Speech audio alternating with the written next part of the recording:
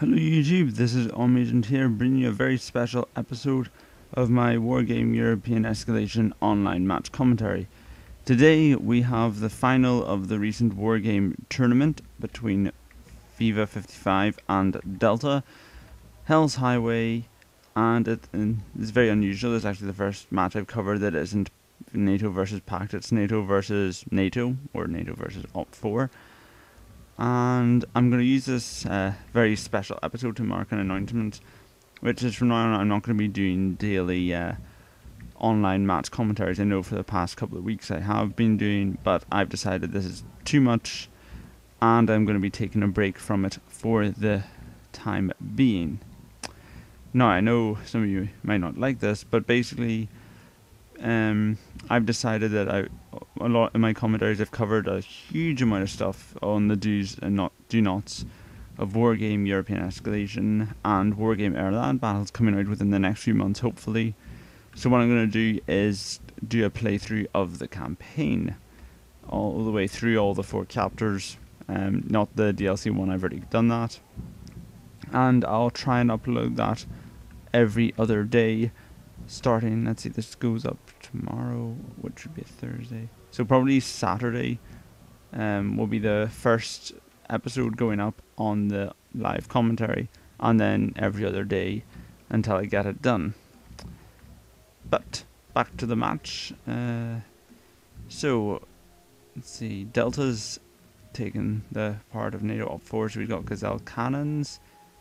VABs with vetted, so whatever's in it's quite good. Some basic recon, Marder VTSIs, Roland 2s. Not my favourite AA unit, must be said, just because they don't outrange helicopters 18 kms. 2 command units, both protected by a squad of 4 flak panzers. On the opposite side we have Fiva55, who is using Leopard 2A4s, quite powerful tanks, Marder Roland 2s, Marder VTSIs, VABs not vetted. Yeah, so they're using a sort of quite a similar setup. I guess it's quite unique because NATO units tend to be focused on Pact's drawbacks and vice versa. So when you're going NATO and Op4, it can be sometimes you sometimes have to shake up your units, but they seem to be going for very similar setups. Oh, looks like Fiva's got some J4 soon. And I will note this, that Fiva has his units bunched up quite a bit, whereas Delta sort of has split. Oh no, sorry, Fiva's keeping his units sort of spread out a lot more, but Delta isn't. He's got them all grouped up. Of course, that means Fiva can micromanage more, but that also means Delta can, organize them easier. I'll have to see what difference it makes. Very confusing playing NATO versus NATO Op4 because you can't just look at the units, you have to actually scroll over them, and I keep forgetting who's who. I don't know. Right, so of course this is the map Hell's Highway. Probably the most popular of all Wargame maps, simply because it's the smallest. Smallest stuff always seems to be the most popular. Guess it's because it's got the most action. So you see, all this stuff is very split out, which means he can micromanage it to perfection if he has the time to do it. So Delta's got these gazelles running around the side, probably trying to pick up unexposed command vehicle, stuff like that. And our first fight, 2 gazelles fighting the gazelles, or just to probably protect from airborne infantry being dropped off at the reinforcement point. Let's see what's going on. He's bringing.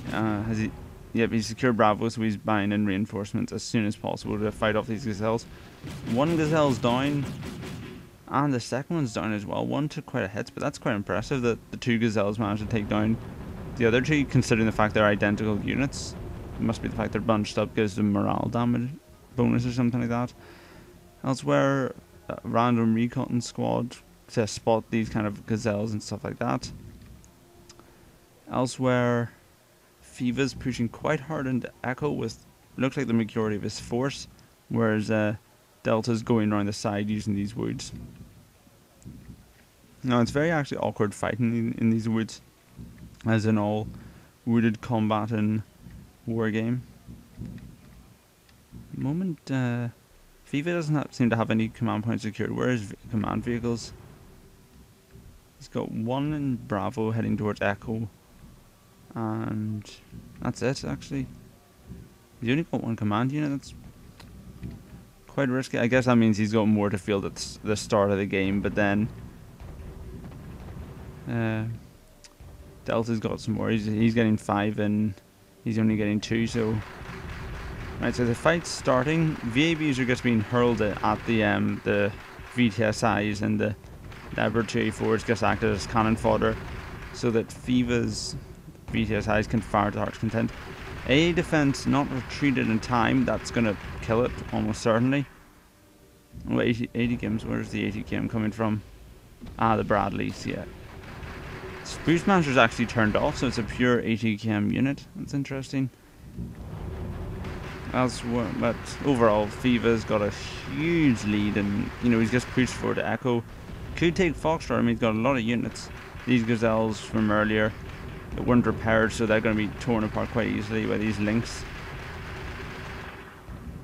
See, he's brought in a Cobra. Nothing too powerful, no 80 games, but you don't really need it at this point. J4s are being forced to flee, as with the Martyrs. Weasels are coming in. Now they've got a really nasty autocannon that could do a lot of damage to all these kind of lightly armoured units, but they're lightly armoured themselves.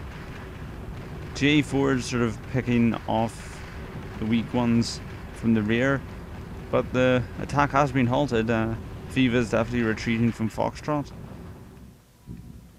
Elsewhere, Sociers has opened fire on some guys over here.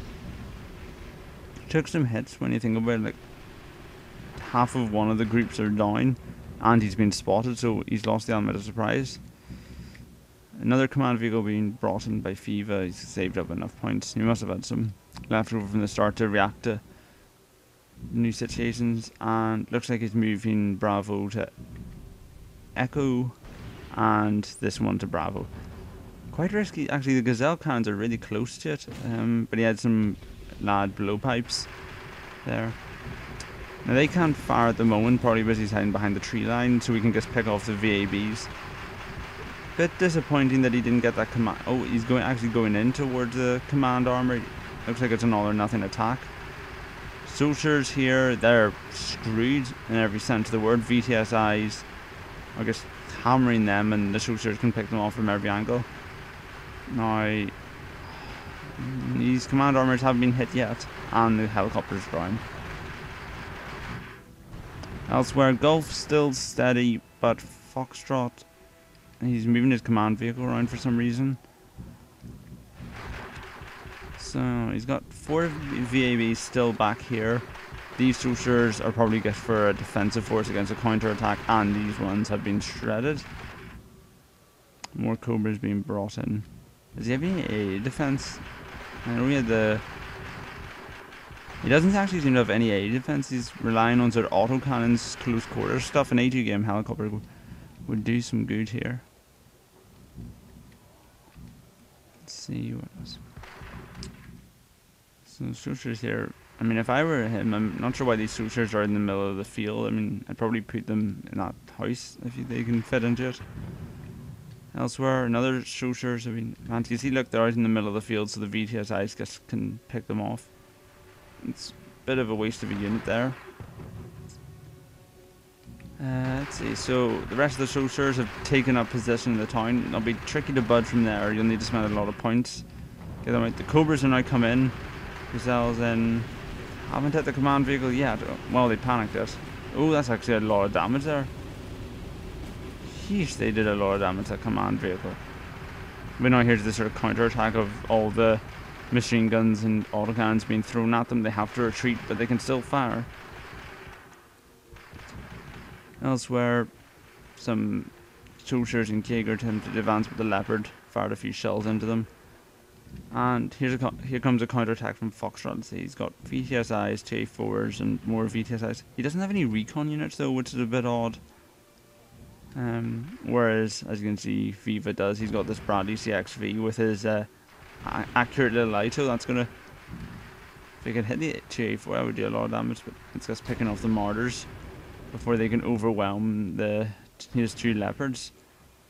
Now he's keeping them split up, which means he can micromanage them, but he loses the morale bonus that group units have.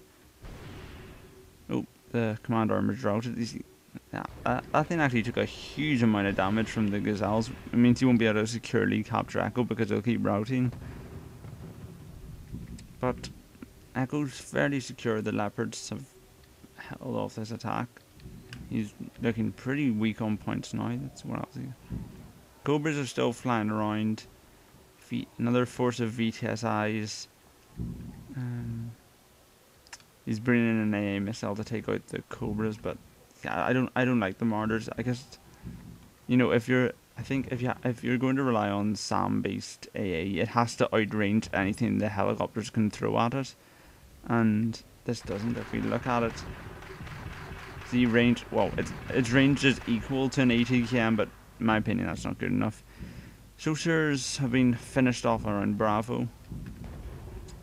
Of course, actually, the Roland is actually quite a smart choice against the Cobras because they don't have ATKMs, they have rockets. And because they're so weak on health, they could finish them off pretty quickly.